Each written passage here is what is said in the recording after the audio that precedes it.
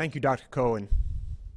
As you can see, North Carolina's approach is grounded firmly in the data, the science, and the facts. Because the combination of our indicators tell us that our trends are mostly decreasing or leveling, I've signed an executive order to move North Carolina into Phase 1 of easing restrictions. This order begins Friday, May the 8th at 5 p.m. So what does that mean? First, I want to be clear. North Carolina's stay-at-home order will remain in place, but it'll be modified to allow more reasons for people to leave home and to allow for more commercial activity. Phase 1 removes the designations of essential and non-essential businesses. That won't be there anymore. Therefore, more businesses will be open. Retail stores now will be allowed to increase to 50% capacity as long as they can implement social distancing and frequent cleaning. The order allows people to leave home to visit any business that is open, and it encourages parks and trails to reopen. The businesses that were specifically closed in the order we're under right now will remain closed in Phase 1. And these are businesses like personal care, such as salons or barbers, and entertainment venues like theaters, bars, gyms, pools, and playgrounds. Restaurants will continue to be open for takeout or delivery only and closed to in-room dining.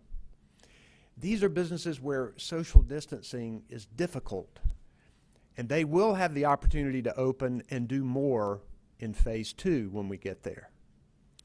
Gatherings. We've heard a lot about public gatherings. Gatherings in this order are still limited to 10 people. But people will be able to socialize with friends as long as they're outdoors and they are socially distant. In Phase 1, people are still encouraged to telework when possible. And as certain businesses come back online, we know that the need for childcare will increase. And Phase 1 will allow child care centers to re-enroll children whose parents are back at work or are looking for work, as long as the centers follow strict cleaning requirements. We are paying attention to First Amendment rights, such as protesting and worship services.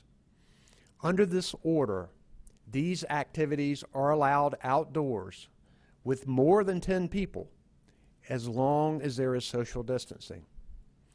There is still significant concern about gatherings of more than 10 people indoors, particularly where people are standing or sitting near each other for more than 10 minutes.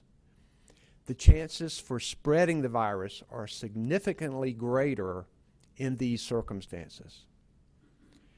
Phase 1 in North Carolina is a careful and deliberate next step.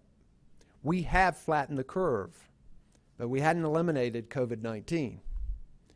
We'll continue the stay-at-home order because it's still best for people to stay at home, especially those with underlying health conditions. And when people do leave home, we want folks to remember the 3 W's: wear a face covering, wait 6 feet apart from other people, and wash your hands.